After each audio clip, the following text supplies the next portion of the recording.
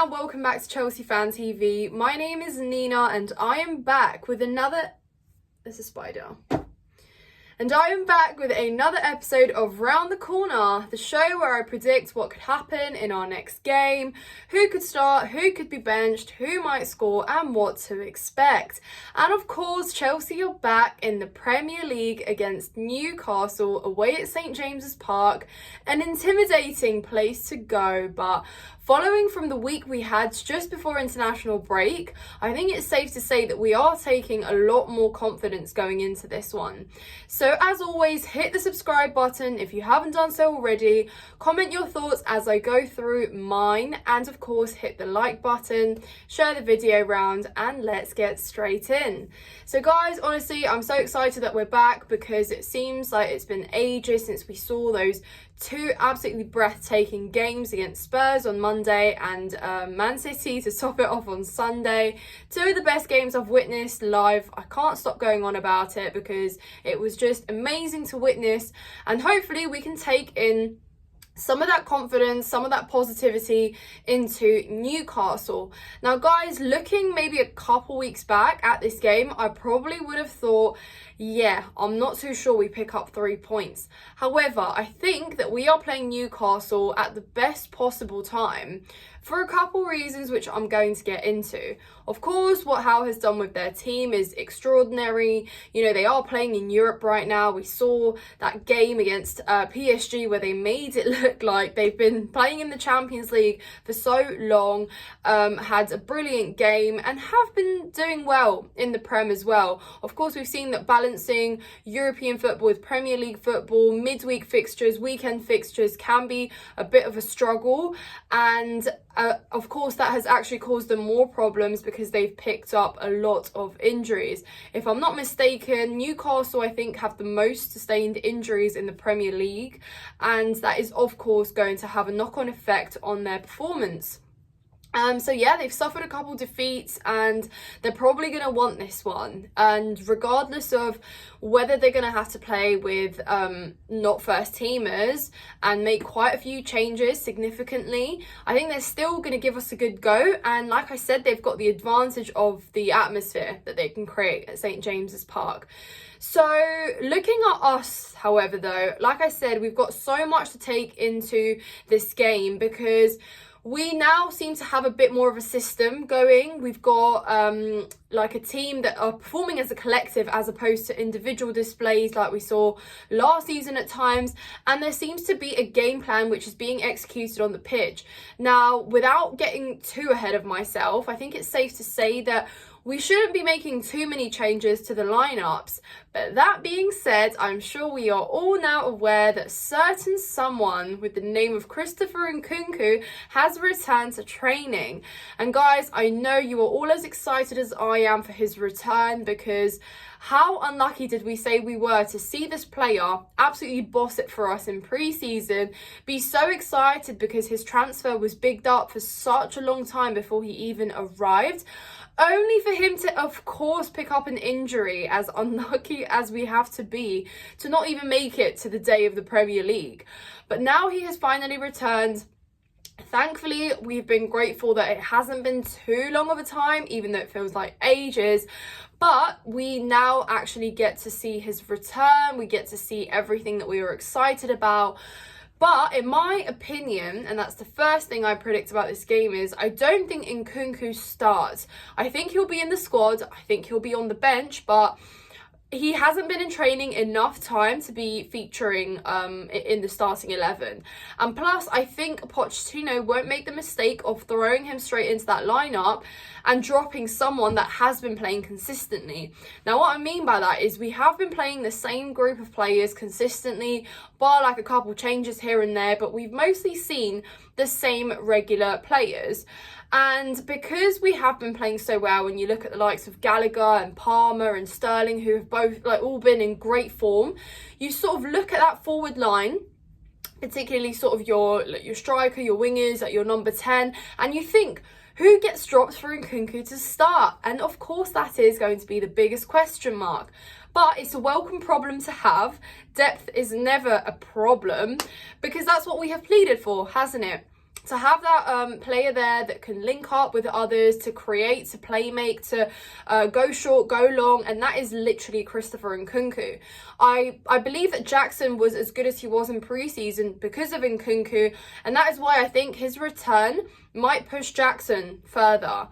But that being said, those players I just named can't all really be on the pitch at the same time, because Gallagher, like we've seen, he flourishes better further up as opposed to being deeper, and we've seen that Enzo and Caicedo have formed that partnership there. So you do have to drop someone, but like I said, I don't think he starts, so we won't have that problem particularly on Saturday. But he will probably be on the bench. So yeah, I don't predict we make too many changes, and we actually have got that good bench there as well, which is going to be even better. You know, if you've got Mudryk there, if you've got Nkunku there, if you've got these players that can come on and give you pace, turn a game around, provide that sort of element of surprise as well. Newcastle won't have that because they won't really even have a bench. So that's where we perhaps do have one up on them, because they're going to be rummaging through to put a starting 11 together out of the players that they do have available. Therefore, their bench is not going to be strong enough compared to ours, in my opinion. So that's where I think we do have a slight advantage. And like I said, yes, it's been a break. We have had players off on duty. Hopefully they're not too tired, they're not too exhausted, and they can still perform and go into this game confident and get something out of it. Because like I said, we need to be picking up points now. We need to be sort of crawling further up, making our way up. We've got Brighton and Man United as well coming up next, and we also will have Newcastle again, won't we? Yeah, because we've got them in the next round of the Carabao Cup, so that will be interesting too. But yeah, guys, like I said, I just want us replicating those patterns of play that we have been, those little link-ups that are starting to form between players, sort of just continue on. And that being said, if we flip back, revert to the back line, again, don't think too many changes happen there. I think we will see Cucurella occupy that left-hand side again because, guys, he just has been very good. I mean, I'm sure you'll all agree that we finally collectively agree that Cucurella has been doing a very good job. He stepped up big time in the absence of Reece James on the right and Malo Gusto when he was suspended. And he delivered, he performed, he really took it personally when we criticised him last season. I think well and truly, Cucurella's time at Chelsea starts now because, like I said, he arrived in a season where things were just too messy. There was there was a lot of distortion, wasn't there? There wasn't a collective of players, there wasn't an organisation, there was no system. It was just a huge pile of mess. But now there seems to be a little bit more sense in the system, and I think he is flourishing a lot more. I think the players around him as well have really helped his game. Obviously Pochettino putting that trust in him and faith in him.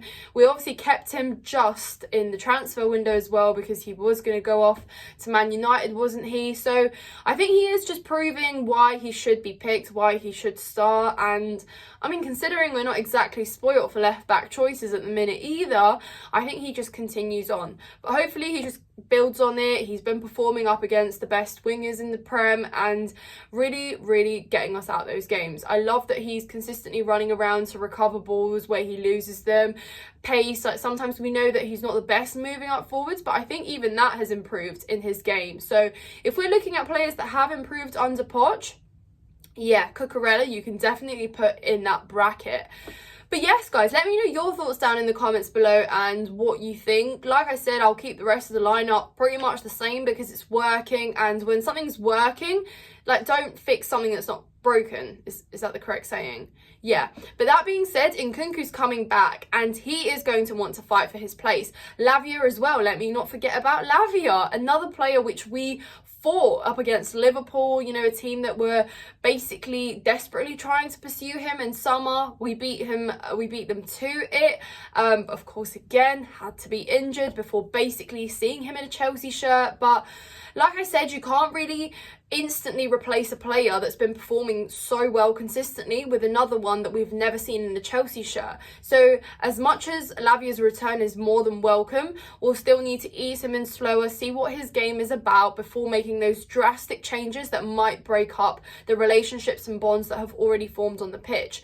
But yes, guys, there's plenty to be excited about because, like I said, we finally got some depth in our squad. We actually have choices, and it's quality choices. And you know what, guys, there's nothing wrong with having those backups that are literally as good as the first teamers, because what you don't want is when you do make a substitution for there to be a significant drastic drop in the quality, and you take out a player and you see that the player that comes on as a substitute is just nowhere near their level. That is something that we actually can be spoiled to have, and it's something we are working on.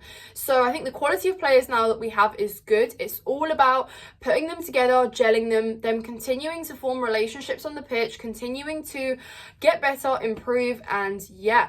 But guys, like I said, for the reasons mentioned, I think we could potentially get 3 points out of that game. Why not? Like I said, Newcastle aren't at their best. I think they're going to be slightly holding back because they've got PSG away in the Champions League. A few days after that. We don't. We've got all to play for right now. Premier League is top priority. We're all for it.